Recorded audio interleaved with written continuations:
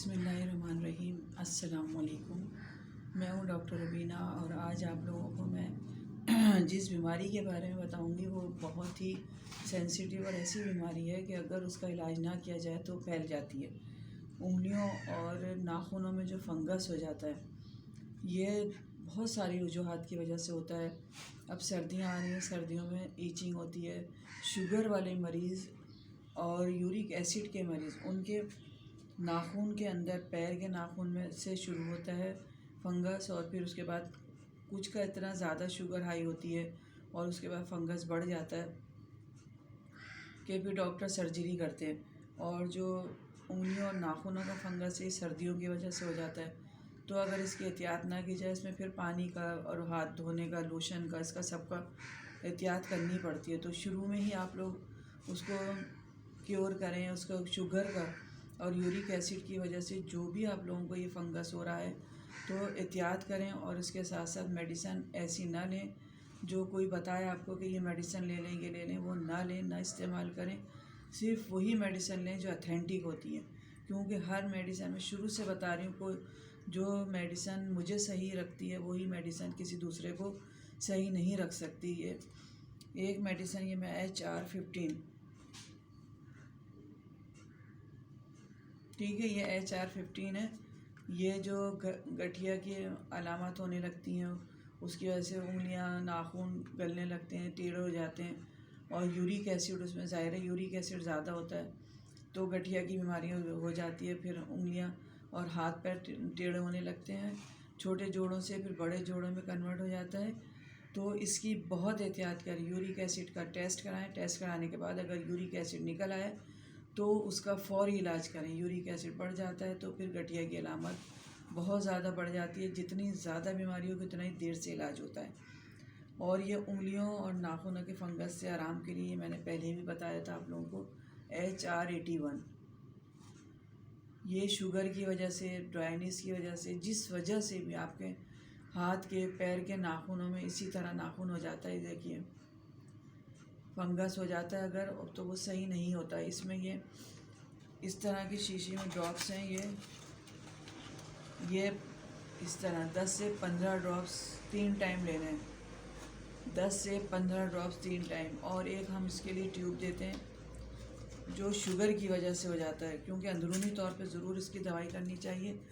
तो जो इसकी वजह से जो हो जाता है, तो मैं एक ट्यूब भी, मरहम भी देती हूँ, वो कैलेंडोला, वो लगाने के लिए देती हूँ। कैलेंडोला लोशन से धोकर फिर वो मरहम लगाकर, और ये बहुत सारे लोगों ने मुझसे ये मेडिसिन ली और उनके ठीक हो गई हाथ के और पैर के अंगूठों में जो फंगस हो जाता है उसके लिए। और यूरिक एसिड की वजह से जो फंगस हो रहा होता है गठिया की वजह से, तो उसकी वजह से मेडिसिन पिएँ।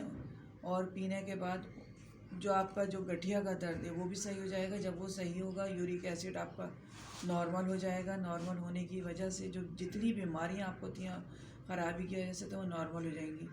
इसके भी 10 से, ये जो मैंने आपको बताई थी HR-15, इसके भी 10 से 15 ड्रॉप्स 3 टाइम पानी में मिलाकर, लोग मुझसे पूछते हैं, मेरी हर ये होम्यो की दवाइयाँ जो हैं ये सब पानी में मिलाकर ही पी जाती हैं। आप पानी में मिलाकर इसको पिएँ, इंशाअल्लाह ताला 10 से 15 दिन में आपको फ़ायदा होना शुरू हो जाता है। और बीमारी जहाँ होती है, शुरू में जब आप दवाई पीते हैं तो बीमारी जिस तरह होती है बढ़ती नहीं है, उसके बाद कम होते होते ठीक हो जाती है।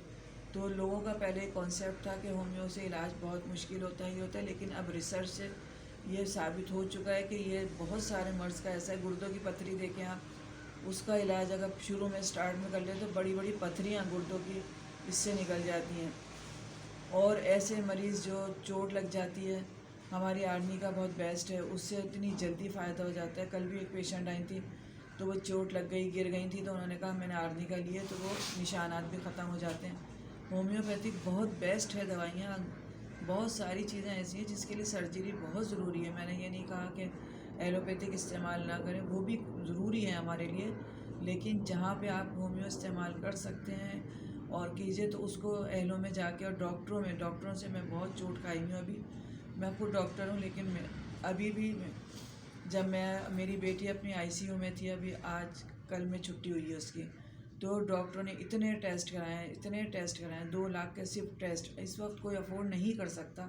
अच्छे से अच्छे अमीर लोग भी जो बहुत अपर क्लास हैं वो तो अफोर्ड कर लेते हैं, और जिनके 3-4 बच्चे हैं और फैमिलीज़ हैं वो अफोर्ड नहीं कर सकते। उन्होंने 2 लाख में टेस्ट करवा दिए, फिर ब्लड उन्होंने 2 लाख में ब्लड चढ़वा दिया। इतने लाखों रुपए बताएं कहाँ से लेके आएँ और कहाँ से लोग मरीज़ों का इलाज करवाएं। हॉस्पिटलों में, हर हॉस्पिटल में ऐसा इंसान को कर देते हैं कि वो फिर भीख मांगने में मजबूर हो जाता है लोगों से। तो इससे बेहतर है कि आप लोग इतना ज़्यादा अपने आप को हलाकत में ना डालें। स्टार्ट में कोई बीमारी है तो उसको अल्लाह के लिए इलाज करें।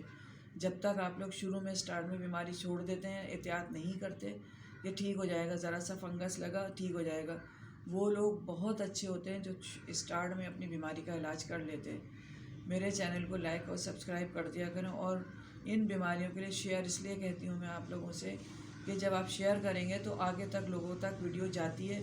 ये भी एक सदका जारिया और नेकी है। मैंने इतने दिन वीडियो नहीं डाली सिर्फ इसी वजह से, बीमारी की वजह से, बच्चों की। और जो भी मतलब आप लोग किसी को देंगे ये इलाज तो दूसरों को भी फ़ायदा होगा। ये सदका जारिया करना सीख लें। अल्लाह हाफिज़।